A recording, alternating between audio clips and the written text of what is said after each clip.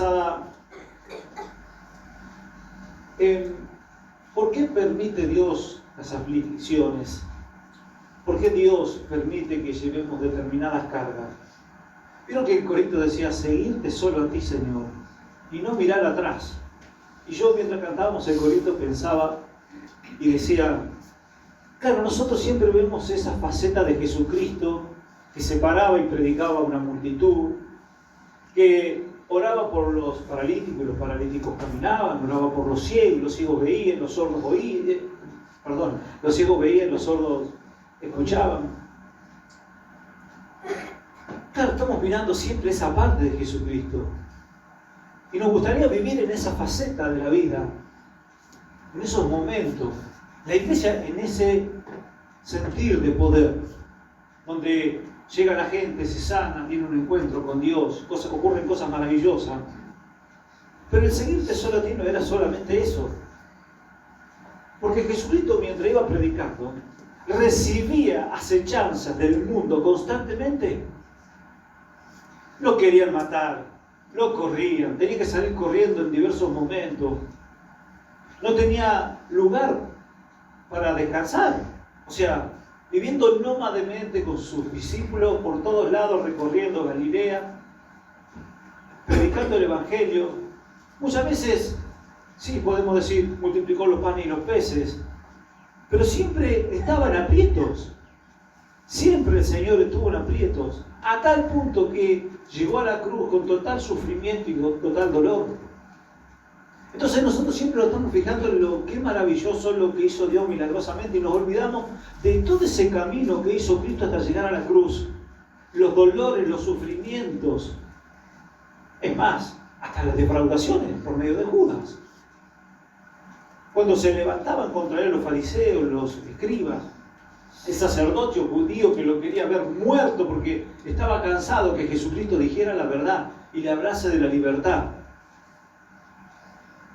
Entonces, cuando experimentamos y vemos esos pasos que daba Jesucristo sobre la faz de la tierra, no eran solamente la gloria de Dios moviéndose en él, en milagros y en hechos maravillosos, sino también en los sufrimientos que Jesucristo estaba teniendo. Y la vida del creyente, a medida que va pasando el tiempo, se va transformando en eso. En ver la mano de Dios por un lado y también pasar determinados momentos difíciles de sufrimiento y de dolor. En el libro de Eclesiastés dice que los buenos y los malos reciben las mismas cosas. Entonces, ¿qué diferencia hay entre nosotros y los que no creen? Si los que se agarran cáncer afuera, también los agarramos nosotros. Si los que se agarran gripe afuera, también se agarramos nosotros.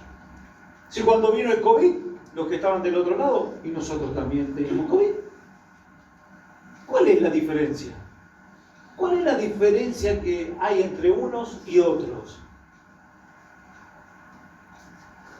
Un día voy al mercado de ahí de mitad de cuadra de casa, y el carnicero, que es muy amigo mío, no sé, en la charla, no sé si le dije, bueno, tengo que irme porque me voy a la iglesia o algo así, y me dice, Marcelo, ¿sabés lo que admiro de vos y de Graciela? Dice, ¿cómo hacen para pasar todas las pruebas y luchas que pasan?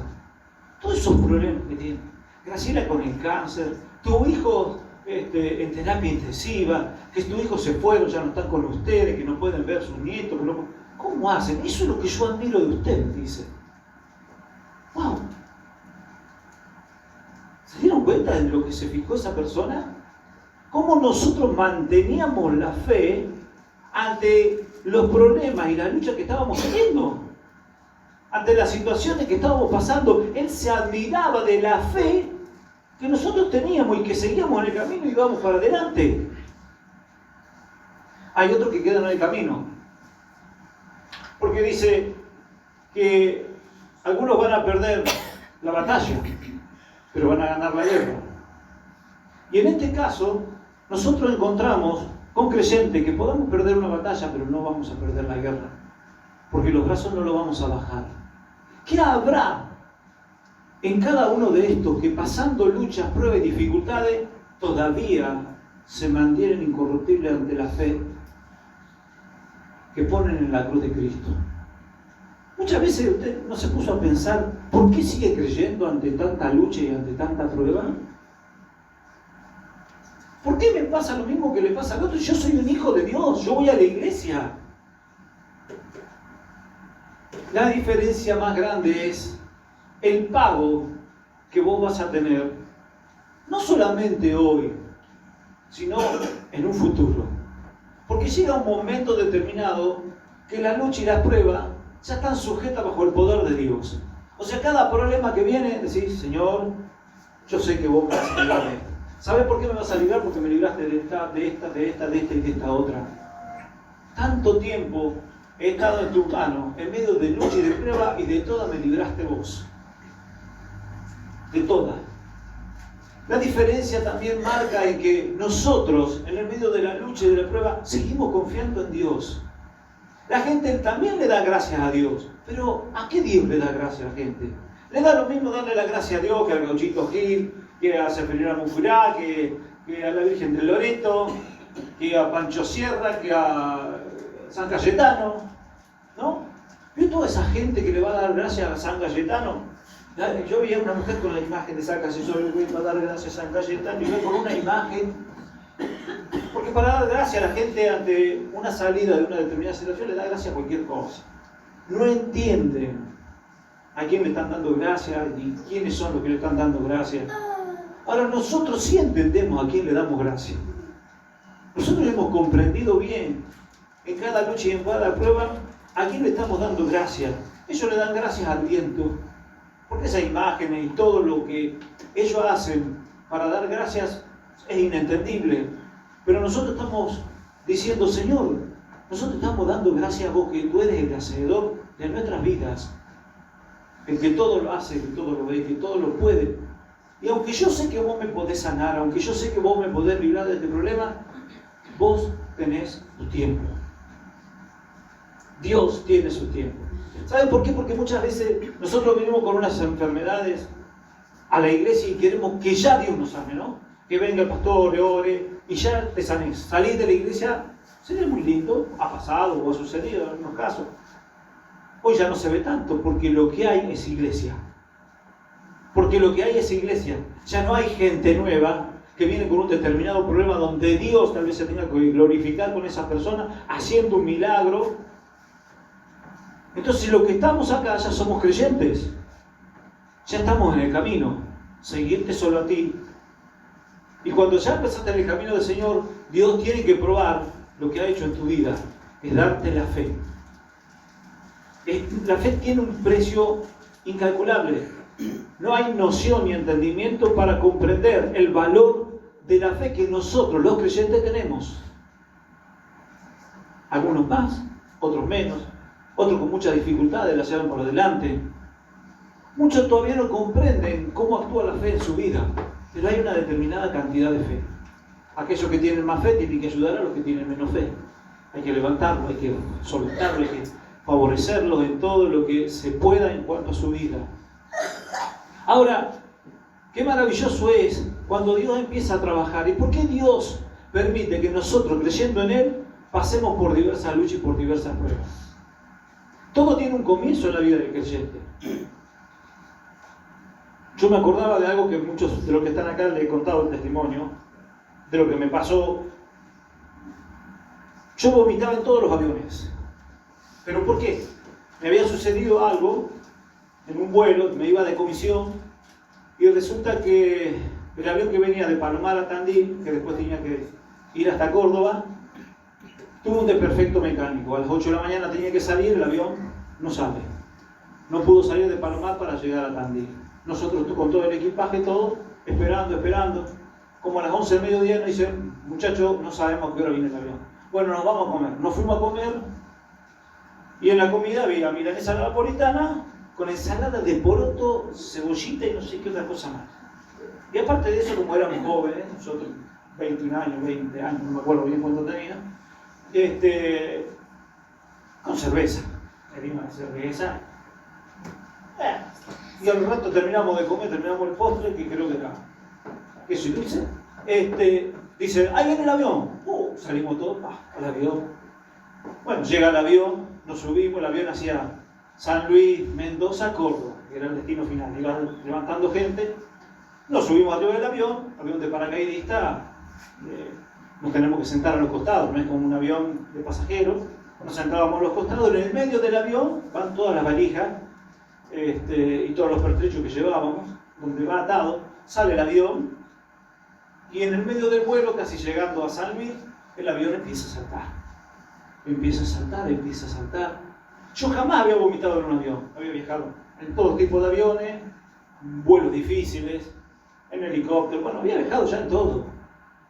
Pero bueno, yo confiado, y el avión empezó a saltar y de repente empiezo a ver que parecía que subíamos, que bajamos, pero gracias a Dios estábamos agarrados con el cinturón, pero las valijas del medio, era tan grande la presión que estaba sufriendo el avión que se empezaron a romper y se empezaron a reventar los cintos que agarraban las valijas. Empezaron a saltar las valijas, los pertrechos, todo un desastre. Claro, ante esa situación, mi compañero, el pájaro, que le decíamos nosotros, me dice el pájaro: Marcelo, estoy ya descompuesto. Bueno, pájaro, ya llegamos. Marcelo, estoy descompuesto. Me da ganas de vomitar. Bueno, pájaro, aguantá. Andate al baño. ¿Qué? Si iba al baño no podía llegar, que el avión iba así, así. De repente, me van a hacer la carita así, empieza a vomitar, la vomitada empieza a correr por el avión. Y yo aguantaba, ya estaba descompuesto. ¿Se imaginan el avión lleno de la vomitada, todo? Por ahí se estabiliza el avión, yo salgo corriendo porque tenía miedo no sabía qué hacer, si era hacer pis o ir a vomitar. Pero todos estaban peleándose pero nadie llegaba al baño, estaba en el fondo del avión. Bueno, yo llego al fondo, me digo, bueno, primero voy a hacer pis, después veo. Pero no hice tiempo a hacer pis, no me acuerdo si hice pis al final de todo. Lo único que sé es que había otra, me pegué la cabeza contra el techo, bajé, me agarré y empecé a vomitar en el inodoro que había. Bueno, terminé de vomitar y seguimos. Llegamos a Villarreino, a San Luis, bajamos con 40 grados de calor, un calor impresionante, a mojarse todo en la cabeza, una vomitada en el avión terrible porque todos se descompusieron. Los pilotos de Mirage que iban con nosotros se descompusieron, todos después. Bueno, siguió el avión, San Luis, Mendoza, llegamos a Córdoba, llegamos tarde, aparte no tuvimos tiempo ni a incorporarnos porque el operativo tenía que empezar a las 9 de la mañana y ya eran como las 3 de la tarde, 4, no me acuerdo. Bueno, un desastre.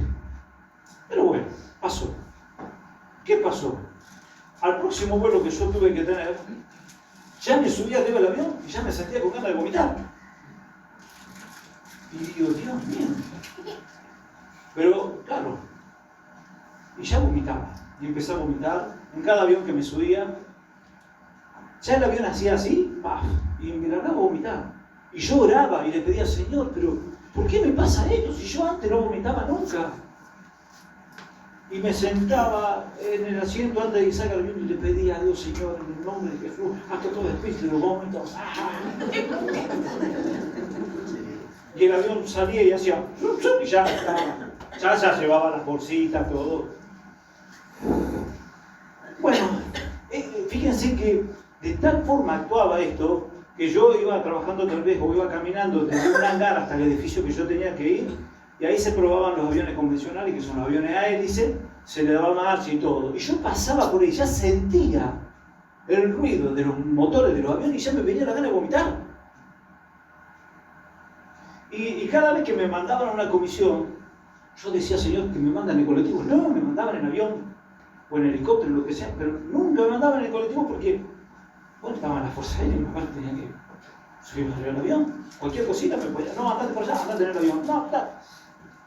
Y cada vez que subía era vomitar. Y ustedes se imaginan para un integrante de la Fuerza Aérea que cada vez que siente un avión vomite. O sea, nosotros le llamábamos: sos un blando. Porque en verdad, ¿cómo puede ser? Vos sos un integrante de la Fuerza Aérea y que cada vez que te subís en avión vomitás, te sentís mal. Sos un blando. Y fue una forma de degradarse. Y que te degraden. ¿Y qué pasó? Pasaron años y años vomitando arriba de un avión. Un compañero mío ya me tenía reclusado, que era el mecánico de un avión, y que cada vez que me subía a ese avión, no llegaba ni a subir al avión, que ya estaba vomitando, Y él tenía que limpiar el baño, porque no solamente el mecánico de avión se encarga de arreglar el avión, sino de todo el mantenimiento del avión, hasta del baño del avión. Y cada vez que me veía a mí, ya me empezaba a insultar. No, porque éramos amigos, gracias, con Pepe. Pero bueno, y yo cada vez que bajaba en el aeroparque, lo veía a Pepe que iba para el baño, agarraba el balde, una escobilla, y se hacía limpiar el baño, que fue lo que iba a vomitar el avión. Pero era una forma terrible de vivir, porque este era mi trabajo y yo tenía que andar. Digo, no puede ser, Dios, no puede ser. Y después con el tiempo empecé a comprender que Dios a los soberbios lo empieza a humillar. Y esa era una humillación terrible que yo tenía. Y Dios trabaja en cada uno de nosotros en la faceta más difícil que tenemos. Y creo que la mayoría de nosotros, una de las cosas con las cuales más tenemos que luchar es contra nuestra soberbia. Entonces, ¿por qué yo sufría esto? Porque Dios estaba trabajando en mi soberbia. Gracias a Dios después pasaron muchos años y lo empecé a superar. Y se ve que, claro, mientras menos soberbia, menos vomitada. O sea, sería así el tema. Pero Dios empezó a trabajar en uno y nosotros no nos damos cuenta de qué forma Dios muchas veces trabaja en nosotros para ir trabajando en nuestras vidas y en esa faceta tan débil que tenemos como es la soberbia. Porque de la soberbia pasás a la ira, a la contienda, a la bronca. Porque los soberbios no dicen nada y se va para adelante y ¡pum! Entonces caemos en esa depresión. ¿Por qué muchas veces llevamos una determinada enfermedad? Y como le pasó al apóstol Pablo, ¿no? Que decía, ya le he pedido 3 veces al Señor y me dijo, bástate mi gracia. La conocemos muy bien a esa. Estamos hablando del apóstol Pablo. Vivía enfermo. Entonces cuando vos vivís enfermo, tenés que repensar y plantearte, ¿por qué estás llevando esa enfermedad? ¿Por qué como cristiano, como hijo de Dios, yo creo en Dios? ¿Por qué tengo que llevar esta carga, esta enfermedad? Pero claro, es un simple sufrimiento. Es más, hasta muchos creyentes le da vergüenza de que los demás se enteren que están enfermos, porque van a decir, ¿y para qué vas vos a la iglesia? Porque esa era la gran lucha que uno tenía. Después de vomitar en el avión, hasta que llegara a Buenos Aires, que muchas veces me la pasaba dentro del baño hasta que llegaba a Buenos Aires, el diablo venía a tu cabeza y te dice, ¿qué Dios estás confiando? ¿Quién es el Dios en el cual vos te respaldás? Mira, estás vomitando, todo el mundo te gasta. Porque te trabaja el diablo. Y es una lucha sin igual que vos tenés. ¿Te das cuenta de la enfermedad que tenés como creyente, como cristiano? Porque los demás no comprenden por lo que vos estás pasando. Es más, ni vos estás comprendiendo por lo que estás pasando. ¿Cuál es la finalidad que tiene Dios con tu vida? ¿Cuál es la faceta por la cual Dios está trabajando en tu corazón y en tu mente? En ese guerrero espiritual que está formando para un futuro.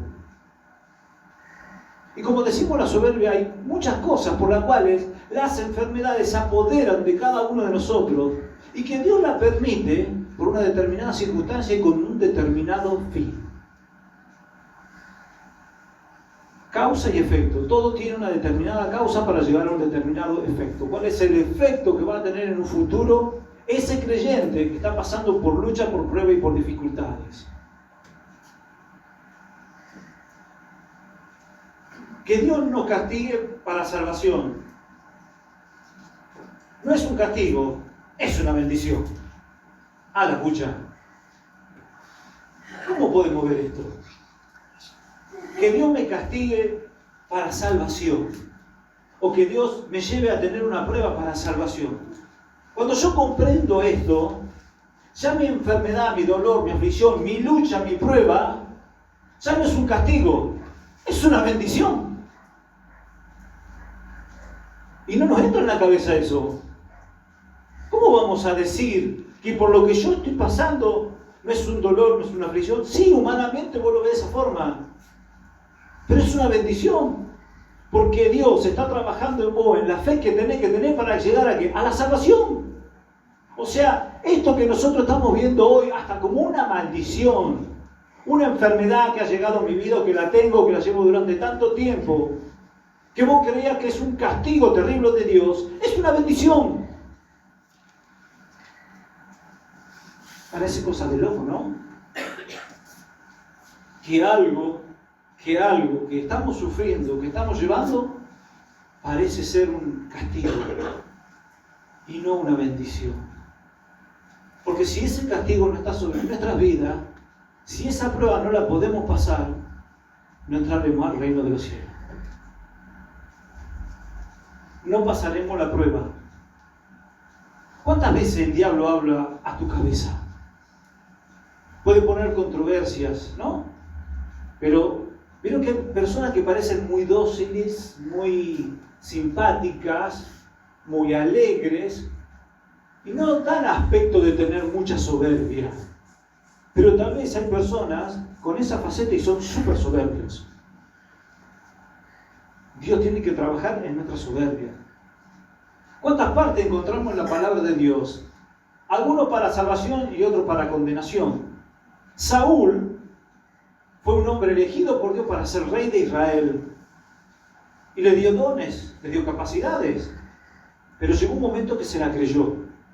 Ni siquiera esperó que Samuel venga a ofrecer el sacrificio. Lo hizo él porque él se creía como rey a hacer cualquier cosa. Así cayó. Terrible.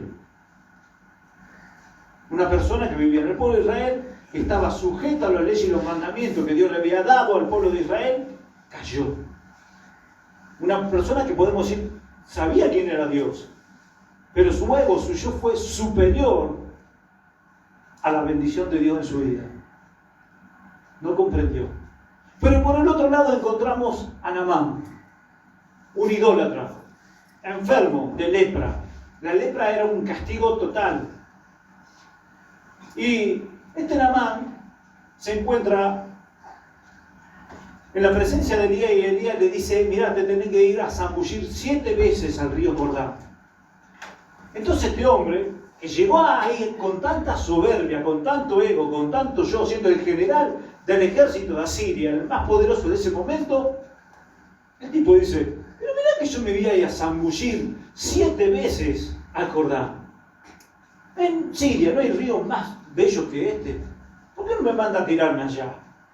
Que hay agua cristalina, que el río es puro, sano. Esta agua, mirá lo que es Jordán, llena de sedimentos. Mirá que me voy a tirar. No, yo me vuelvo a Siria con mi lepra. Entonces uno de los consejeros dice, pero Señor, mira el viaje que hicimos. ¿Por qué no lo probás? Ya que hiciste el viaje. Y se fue enojado de Elías. Pero en el camino le siguieron hablando y el tipo al final toma la decisión de ir a zambullirse 7 veces en ese río. No, llamémosle contaminado, pero que no era un lindo río. Fue, se tiró, se zambulló las 7 veces y dice que cuando se levantó la 7ª vez, se levantó con la piel como un niño, sano totalmente. Tuvo que dejar zambullida 7 veces su soberbia, su ego, su yo. Y dice que volvió a Elías y quería dar de todo, que todos sabemos la historia. ¿Cuántas veces te tendrás que zambullir vos en tu vida para recibir la sanidad, la salvación y la solución a tu problema? ¿Cuántas veces?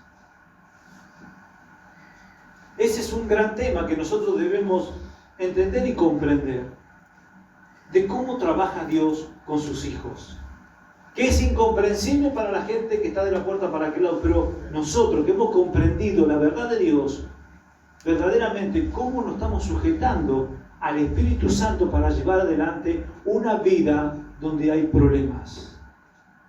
¿Tenemos que vivir con problemas? No, ¿por qué? No. Pero en cada problema nosotros sabemos que tenemos una solución. Porque vuelvo a repetir, si Dios me sacó una vez, Dios me sacó 2 veces, Dios me sacó 3 veces, me va a sacar de esta también. Porque yo tengo un Dios poderoso. Y esa confianza no la tiene la persona del mundo. Me he cansado de hablar con personas que no eran malas, pero que estaban en una situación muy difícil. Y decía, sí, yo ya sé, Marcelo, vos sabés que tenés razón, pero no tengo fe, no puedo creer. Le costaba creer, le costaba entender verdaderamente que ese Dios podía hacer la obra en él. Y muchos se terminaron muriendo, viviendo de una forma terrible. Y esa es la diferencia que debemos marcar, que nosotros siempre vamos a ir para adelante. Vamos camino hacia la cruz, vamos camino a la salvación. Incomprensible para el ser humano. Todo lo que el hombre sembrare, eso es lo que va a cosechar. Eso es lo que vamos a cosechar. Y lo que nosotros estamos sembrando es la victoria en cada lucha y en cada prueba que tenemos. Otra de las cosas que verdaderamente nos llevan a tener determinadas enfermedades en determinados momentos y luchas, pruebas, es la desobediencia. ¿No? ¿Qué desobediente como Jonás? Dios le mandó a predicar el Evangelio a un determinado lugar y él se resistió. ¿Cuántas veces nos resistimos a un mandato de Dios sin darnos cuenta? Dios te está diciendo, búscame y me vas a hallar.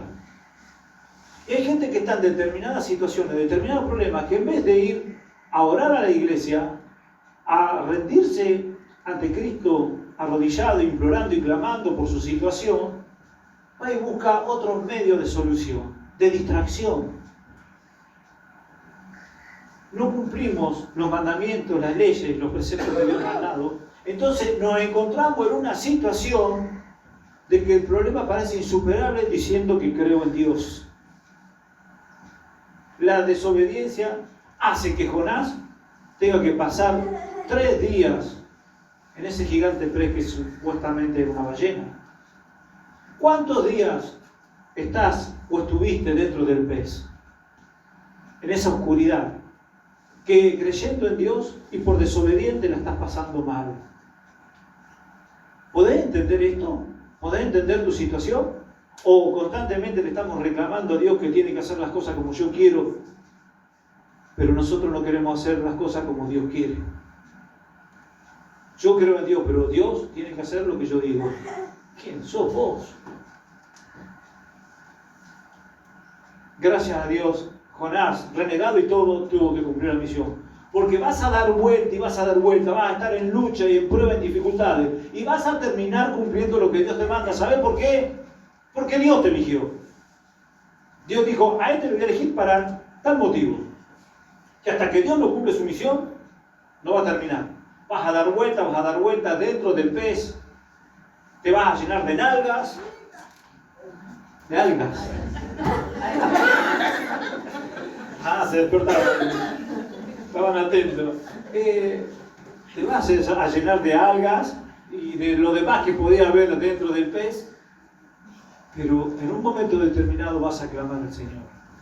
Y Dios te va a sacar. Y te va a tirar a la orilla y vas a tener que cumplir tu misión. Otra de las cuestiones por las cuales muchas veces llegamos a una enfermedad es como lo que le pasó a Job. ¿Por qué terminó siendo probado de tal forma Job? Por el temor. Lo que me temía, eso es lo que me sucedió. Job, todos los días, toda la semana, haciendo sacrificio, no por él, porque él llevaba una vida recta, por sus hijos. Porque él tenía el afán de que sus hijos no pecaran, que no incurrieran en errores. Él sabía que llevaba una vida santa, una vida de acuerdo a lo que Dios pretendía de él. Pero sus hijos no, tenía 10 hijos y dice que sus hijos vivían de fiesta en fiesta. Entonces Job oraba constantemente por sus hijos, porque temía que llegue el castigo de Dios sobre ellos. Y se afanaba mucho Job por sus hijos, para que ese castigo no llegue, pero el castigo llegó. Porque él temía tanto que la oración de Job tal vez hubiese sido contraria ante la integridad que él tenía, diciendo, Señor, están en tus manos. Yo no voy a hacer más sacrificio por ellos. He comprendido que cada uno se maneja como quiere y que tú eres el que puede tener un contacto con ellos, un encuentro con ellos. Yo solamente le he demostrado que he sido una persona íntegra y el ejemplo más grande en esta casa lo tiene de mí y de su madre. Porque esa es la cuestión. ¿Cuál es el ejemplo que tienen nuestros hijos para verdaderamente llevar una vida correcta? ¿Cómo ha sido su papá y su mamá? Porque qué difícil es que vos quieras enseñarle a tus hijos a cómo caminar en la vida, pero el ejemplo que le están dando sus padres no es el correcto. Mira, si yo le voy a decir a mi hijo, vos no tenés que fumar, hijo, y vos fumás. Entonces, te va a decir tu hijo, ¿para qué vas a la iglesia? ¿En qué Dios crees? ¿Y vos me querés enseñar a mí cómo yo tengo que actuar en tu vida? No sé si alguno ha pasado por ese momento, pero los hijos te van a cuestionar. ¿Qué me venías a enseñar vos? ¿Para cómo vas a la iglesia? ¿Qué te haces el santito? Fíjate la forma de vida que tenés. Vivís insultando a todos, desde el presidente para abajo, al gobernador, al intendente, a tu suegra, a tu suegro. Insultá todo lo que viene. ¿Qué me venís a enseñar? O sea, Job le enseñó a sus hijos con el ejemplo, y ya tenían el ejemplo de una persona que vivía rectamente. No tenían justificativo sus hijos para hacer lo que estaban haciendo, hasta que llegó el castigo. Y Dios en un día mató a los 10 hijos. Se quedó sin nada. El temor de Job hizo que venga un castigo, un dolor y una aflicción. Porque Job fue probado en su fe. Job fue probado en su fe. ¿Y cuántas veces nosotros estamos orando por alguien, o orando por nosotros mismos? A ver, cuando vino el COVID, ay Señor, que no me agarre el COVID. Ay Dios mío, que no, porque me voy a morir. Porque tú sabes la situación que yo me encuentro. Señor, tú eres el Todopoderoso. Me la paso recitando el Salmo 23, el Salmo 91. Aunque un ejército acampe contra mí, no temerá mi corazón. Y solamente por la televisión dijeron, guarda que el COVID te puede llevar a la muerte. Unas pocas palabras hicieron que tu fe se venga abajo. Que el terror de la televisión y de los mensajeros de Satanás lleguen a tu vida y te depriman totalmente hasta que puedan matarte. ¿Vieron cuando va al médico y te dice, uy, usted tiene un problemita en el corazón? Ay, yo me voy a morir. Uy, le duele la garganta. Uy, cáncer de garganta. ¿Usted fumó cuando era joven? Ay, sí. Uy, no, me voy a morir. Enseguida el terror viene sobre nosotros. Pero ¿saben qué? Es lógico. Somos seres humanos. Nos pasa todo. Nos pasa todo. ¿No? Uy, hoy juega Boca. Seguro que vamos a perder, vamos a empatar. Siempre pensando lo peor. Una lástima, ¿no? Pero cosas que suceden.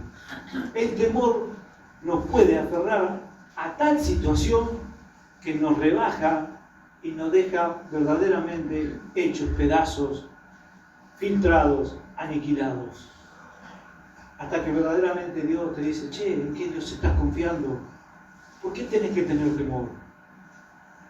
No podés tener temor desde que te dice una cosa hasta que te morís o hasta que llevas la lucha y la carga. No, yo creo en un Dios poderoso que me va a sacar de este lodo cenagoso, de esta situación. Yo tengo al Dios poderoso que creó el cielo y la tierra. Y toda la existencia la creó Él. Él me conoce bien. Y Él me hizo perfecto. Porque creo en Él. Porque creo en Él, soy perfecto. Eso es maravilloso. Porque en esa fe, en esa circunstancia, en esa dimensión, cuando se mete el cristiano, Dios mueve su mano. Nosotros queremos que Dios, como decía precedentemente, haga el milagro ya, ¿no? Venimos, vamos a orar por los enfermos. A ver, ¿quién tiene visión? Problema en la visión. Bueno, vamos a orar. Queremos que ya salga viento, que no use más lente. Pero Dios tiene otro método para los cristianos. Pero la solución, al fin y al cabo, tiene que llegar. O sea, si no es que viene el pastor o la iglesia o vos mismo orando, no recibís la sanación, puede ser que vayas al médico y el médico te dé una pastilla y te dé la solución. O vayas al médico y te digan, mira, lo vamos a tener que operar de esto. ¡Ay, no, Dios! Sí, pero después te operaron y quedaste sano. De una forma u otra, Dios tiene que orar en nuestra vida para llegar a obtener la solución. Porque al fin y al cabo, lo que nosotros estamos necesitando es la solución en nuestra vida del problema en el cual estamos pasando. Y verdaderamente esa solución tiene que llegar por nuestra fe en Dios, creyendo que a su tiempo y en su voluntad Dios lo va a hacer. Amén. Dios lo va a hacer. El desprecio. Despreciamos la gracia de Dios. Y muchas veces no nos damos cuenta. Y el desprecio más grande queda confirmado en la palabra de Dios, con el pueblo de Israel. Dios, después de mostrarle su mano misericordiosa, bondadosa, esa mano que le dio libertad, el pueblo renegaba y se ponía a todo lo que Moisés decía. No quería saber nada con ese Dios que le había mostrado ese poder. Y muchas veces los creyentes se ponen en contra de Dios y luchando contra Dios. Siento que Dios le dijo, confía en mí que yo voy a hacer la obra. El desprecio muchas veces a la gracia de Dios es terrible. Porque tal vez si a muchos de los que están allá afuera le hubiese llegado la palabra de Dios, ellos hubiesen creído y se hubiesen aferrado a Dios. Y mientras que a vos se te dio la palabra, se te dio la oportunidad de creer y de entender y comprender quién es el Dios que está tratando con vos, vos lo despreciás. Es difícil comprender esto, pero verdaderamente guarda con ser despreciativo a la gracia de Dios. Guarda con hacer lo que a mí me gusta y no a lo que Dios manda. Yo no puedo servir a dos señores, dice la palabra. O servimos a uno o servimos al otro. O servimos al mundo y al diablo o le servimos a Dios. Cuando Jesucristo manda a los 70 a predicar el Evangelio, ¿no? Ir delante mío y prediquen el Evangelio. Y dice que los discípulos vinieron recontentos, porque los demonios se sujetaban, porque la gente se sanaba. Y Jesucristo, en el capítulo 10 del libro de Lucas, en el versículo 62, en el capítulo 9, versículo 62 del libro de Lucas, dice, y Jesús le dijo,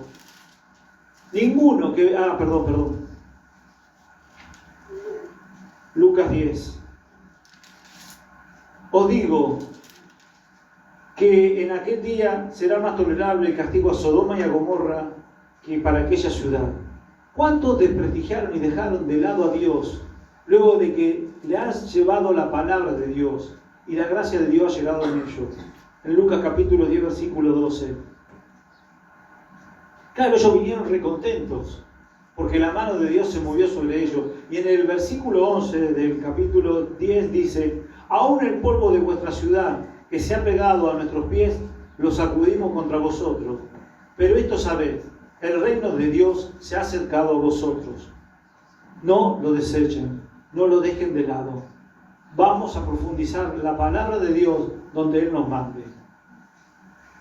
Les costó mucho a los apóstoles y a todos los discípulos, después que Cristo se fue de esta tierra, comprender lo que habían vivido. A tal punto que en el libro de Marcos, capítulo 14, versículo 16, fíjense lo que sucede. Dice que finalmente Jesucristo, estando ellos sentados a la mesa, los 11 mismos estando sentados a la mesa, no creyeron en el Cristo de la gloria. Dice que Jesucristo se presenta y les reprocha la incredulidad y dureza de corazón que ellos tenían, porque no habían creído en aquello que lo habían visto resucitado.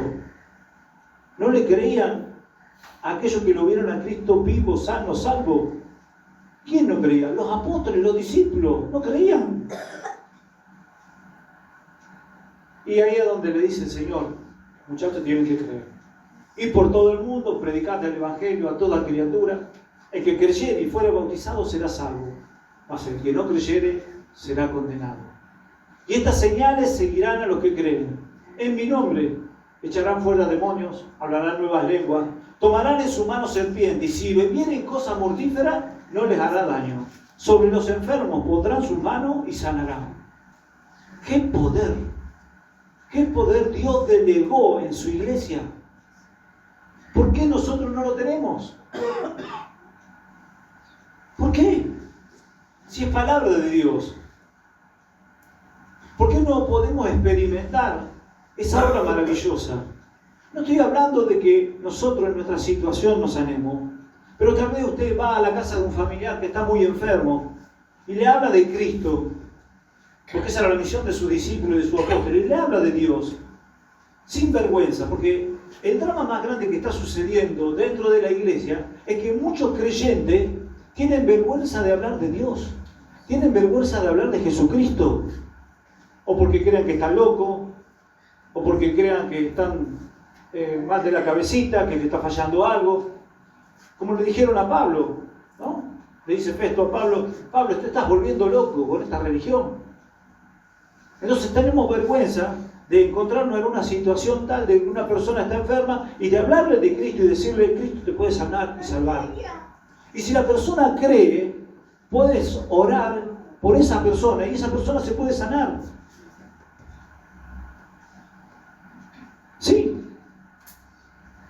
Y vos tal vez estés enfermo y decís, no, yo estoy enfermo, ¿cómo voy a orar por un enfermo? Sí. Porque una cosa es el trato que está teniendo Dios con vos en tu vida y con tu iglesia, y otra cosa es el trato que va a tener ese Dios que vos crees con esa persona a la cual vos le estás llevando la palabra. Tal vez vos en una oración, en un momento determinado, oraste por la persona porque viste que ella abrió su corazón al Dios del cielo, que creyó en la cruz de Cristo, le oraste y esa persona se sana. Porque esa es la misión del creyente. Porque dice la palabra, si ustedes se avergüenzan de mí, yo me voy a avergonzar de ustedes. Si ustedes no justifican mi palabra, si ustedes no llevan mi palabra, si ustedes no testifican de la cruz, cuando ustedes tengan la presencia de mi Padre, yo no voy a salir en defensa de ustedes. Pero ese es el poder que Dios le dio a la iglesia y que muchas veces la iglesia no lo puede llevar a cabo o por vergüenza o por el que dirá. Ya vos te conozco, vos fuiste un atorrante toda la vida y ahora me venís a orar. Ya acá en el pueblo sabemos lo que es. Si yo voy a la escuela conmigo, me robaste la goma, me robaste el lápiz y ahora venís acá haciéndote santito porque vas a la iglesia. ¿Y qué querés? ¿Orar por mí? ¿Estando enfermo? Más vale que me ore el diablo antes que me ores vos. Pero vos no tenés que confiar en lo que te va a decir. Vos tenés que confiar en lo que Dios te dijo a vos. Que tenés que predicar el Evangelio, que tenés que orar por los enfermos y que tenés que orar por esas personas que están en una determinada situación difícil de congoja y de dolor. Palabra de Dios sobre todo, ser humano, porque a eso te mandó Dios. Y si vos no cumplís esa misión, nunca vas a superar la lucha y las pruebas que estás teniendo en tu vida. ¿Saben por qué se lo digo? Porque a mí también me daba vergüenza. A mí también me daba vergüenza en el trabajo, porque en mi época, subyugadamente, las Fuerzas Armadas siempre tuvieron el catolicismo como su eje. No había evangélicos, solamente uno que yo conocí, y el otro era yo. En toda esa unidad de casi 1000 personas, solamente 2 creyentes. ¿Y saben qué difícil que fue demostrar que Cristo vivía en mí? Y me daba vergüenza, trataba de no hablar mucho, pero Dios te llevaba contra la pared constantemente.